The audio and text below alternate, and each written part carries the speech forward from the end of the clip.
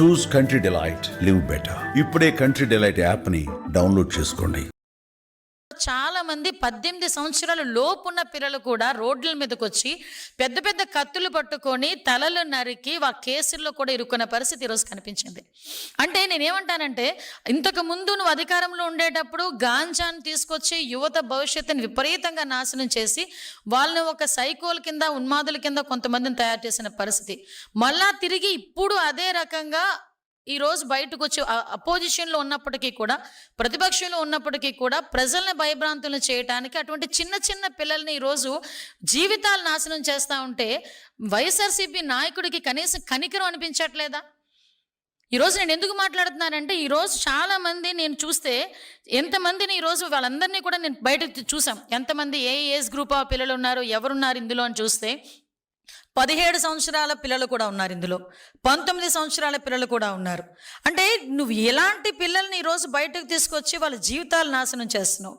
ఈరోజు 17 సంవత్సరాల కుర్రోడికి రోడ్డు మీదకి వచ్చి కత్తి పట్టుకుని చేతిలోకి వచ్చి నువ్వు నరికి అక్కడ రక్తాభిషేకాలు చేస్తూ ఉంటే కనీసం బయటకు వచ్చి మీరు ఎందుకు చేస్తున్నారు అని అలా అడగకపోగా కనీసం దాన్ని సమర్థించే విధంగా ఈరోజు మీరు ఒకటి చూశారు, రప్పా రప్పా నరిగితే తప్పేంటి, గంగమ్మ జాతరలోని పొట్టేలు నరికినట్టే రప్పా రప్పా నరుగుతామంటే తప్పేంటి అని ఆ నాయకుడే అలా మాట్లాడుతూ ఉంటే ఆ కిందన ఆ పార్టీలో ఉన్న కొంతమంది అలాంటి చేయడంలో ఒకసారి అర్థం చేసుకోవాలి మనం కూడా.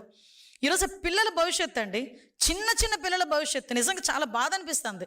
ఇంటర్మీడియట్ చదువుకొని డిగ్రీలు చదువుకున్న వాళ్ళు ఈరోజు జైలు పాలయ్యారండి. వాళ్ళ తల్లిదండ్రులకు ఎవరు సమాధానం చెప్తారు? వాళ్ళ తల్లిదండ్రులకు తెలుసా ఇలా రోడ్ల మీద కత్తులు పట్టుకుని వెళ్తున్నట్టు? కానీ సరే, మనం చేస్తున్న పని ఇది తప్పు అని చెప్పుకోలేని నాయకుడా నేను అడుగుతున్నా. దానికి నిజంగా చెప్పాలి, ఆ రాజకీయ పార్టీ తాలూకా నాయకుడు, ఆ వైఎస్ఆర్సీపీ పార్టీ తాలూకా నాయకులు సమాధానం చెప్పాలి దీనికి. ఈరోజు ఇంతమంది భవిష్యత్తుని జైలు పాలు చేసిన వాళ్ళందరికీ కూడా వారు సమాధానం చెప్పాల్సిన అవసరం లేదా? కుటుంబాలకి ఉందా లేదా? వాళ్ళ కుటుంబాలకి ఏం సమాధానం చెప్తారు? వాళ్ళ కుటుంబాలకు సమాధానం చెప్పడానికి అని చెప్పి వాళ్ళ వెనకత్తల మళ్ళీ ఏదో ర్యాలీ చేస్తారు కదా, సంథింగ్ సానుభూతిగా, వాటి దగ్గరికి వెళ్తారా? ఏ మొహం పెట్టుకుని వెళ్తారు? ఒక్కసారి ఆలోచన చేసుకోవాలి కదా. నేరాల్ని ప్రోత్సహించే పరిస్థితి నీదైతే నేరాల్ని అరికట్టడానికి ఇక్కడ ఉన్నది CBN. దయచేసి అది గుర్తుపెట్టుకో జగన్మోహన్ రెడ్డి. నీ మనుషుల్ని ఎంతమంది పంపించి ఎన్ని భయభ్రాంతులు గురి చేయాలని చెప్పి నువ్వు చూస్తున్నావో చూసుకో. ఎలా అరికట్టాలో మాకు తెలుసు, అరికట్టడానికి ఎవరు ఇక్కడ ఉన్నారో కూడా నీకు తెలుసు. అది చంద్రబాబు నాయుడు గారు ఉన్నారు ఇక్కడ. ఇష్టానుసారంగా రోడ్ల మీదకి వస్తాం, కత్తులు పట్టుకొని తిరుగుతాం, కొడవళ్ళు పట్టుకొని తిరుగుతాం, రప్పా రప్పా నరుగుతామని చెప్పి రెచ్చిపోయి రోడ్డు మీదకి వచ్చి ఉన్మాదం చేయడానికి గనక ప్రయత్నం చేసిన, ఆ ఆలోచన వచ్చినా ఒక్కసారి గుర్తుపెట్టుకో, ఎవరిని వదిలిపెట్టేది లేదు. ఈ రోజుకి ఈ రకంగా ఫ్లెక్సీల మీద రక్తాభిషేకాలు చేసిన ప్రతి ఒక్కడు రిమాండ్లో ఉన్నాడు. ఈ రోజుకి ఎవరిని కూడా వదిలిపెట్టాం. ప్రతి ఒక్కరిని ప్రజలకి ఎగ్జిబిట్ చేస్తాం. ఇంతకు ముందులాగా ముసుగులేసి బయటకు తీసుకొచ్చే పరిస్థితి కాదు.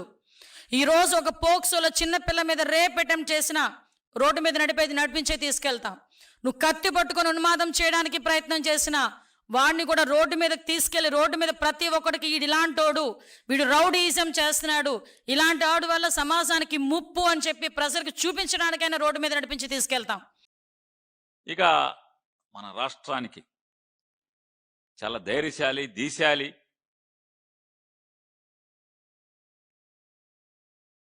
మరో రాణి రుద్రమ్మదేవి, మరో ఝాన్సీ లక్ష్మీబాయి గారు అంతా యశస్సు ఉన్నటువంటి హోమ్ మినిస్టర్ గారు, వారు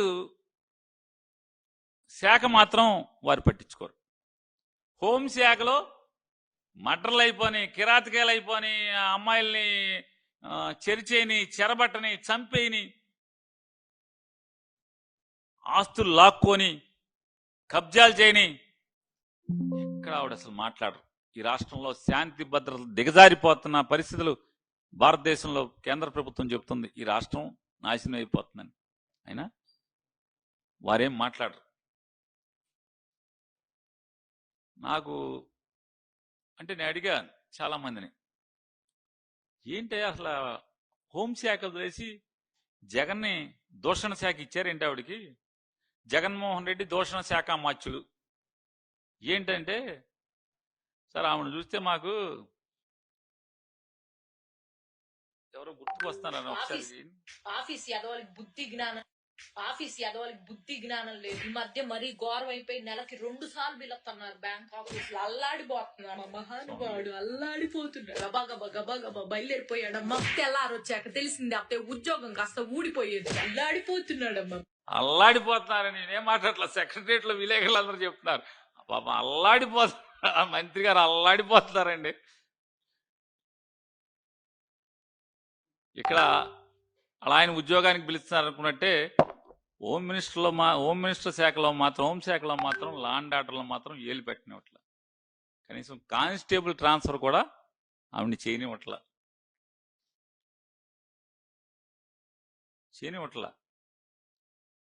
దేనికే అంటే మామూలుగా వెనకటికి మూర్ఛ వ్యాధి ఉన్న వాళ్ళకి మూర్ఛ బెళ్ళేసేవాళ్ళు.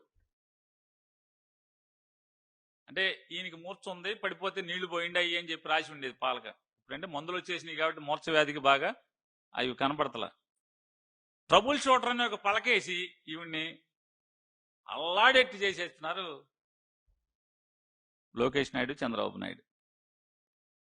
అంటే పేరేమో హోంశాఖ, బ్రాకెట్లోనేమో జగన్మోహన్ రెడ్డి దూషణ శాఖ. అసలు శాఖ లేదు, ఈ కొసల శాఖ మీదే పాపం ఆవిడతో ఉద్యోగం చేయిస్తున్నారా మరి ఆవిడకే ఇది ఇంట్రెస్టో మనకు తెలియదు. వారు గబగబా ప్రెస్ మీట్ పెట్టేసేసి చూడండి వీళ్ళు మనుషులా రాక్షసులా అని పెద్ద పెద్ద మాటలు, అసలు మామూలుగా గ్రాంధికంలో ఉన్నటువంటి పురాణాల్లో ఉండే మాటలు అన్ని ఏరుకొచ్చి వారు మాట్లాడుతున్నారు మంత్రి గారు. అమ్మా మంత్రి గారు, ఈ రాష్ట్రంలో ఏ చెడుకైనా, ఏ పాపానికైనా, ఏ దుష్ట సాంప్రదాయానికైనా నారా చంద్రబాబు నాయుడు గారు ఆద్యుడు, ఆయనే శ్రీకారం చుట్టేటువంటి పనుడు అనేది మీకు తెలియపోతే ఎట్లాగా అని అడుగుతున్నాను. అంటే మీ సీనియారిటీ కూడా తక్కువ ఆయనతో, ఎందుకంటే 2014 నుంచే కదా ఆయనతో, అంతకుముందు లేరు కదా. నారా చంద్రబాబు నాయుడు గారు ఈ రాష్ట్రంలో రాజకీయం నాశనం అయిపోవటానికి కానీ, లేదా ఈ రాష్ట్రంలో ధన ప్రాబల్యం పెరిగిపోవటానికి కానీ, రాజకీయాల్లో కుల ప్రభావం పెరిగిపోవటం కానీ, కుల జాడ్యం పెరగటానికి కానీ, లేదా రాజకీయ నాయకులు బరి తెగించి అవినీతి చేయటానికి కానీ, వీటన్నిటికీ ఎవరు ఆద్యుడు అని అడుగుతున్నాను. ఈ హింసకి ఎవరు? ఈ గొర్రె పొట్టోళ్ళని కొడతాం, నరకటం, ఆ రక్తాన్ని ఫోటోలు చిమ్మిష్టం, కాస్త పచ్చ కళ్ళజోడు తీస్తే హోమ్ మినిస్టర్ గారు కళ్ళకున్నటువంటి పసుపు పచ్చ కళ్ళజోడిని తీస్తే అసలు సమాజంలో ఏం జరుగుతుందో మీకు అర్థం అవుద్ది.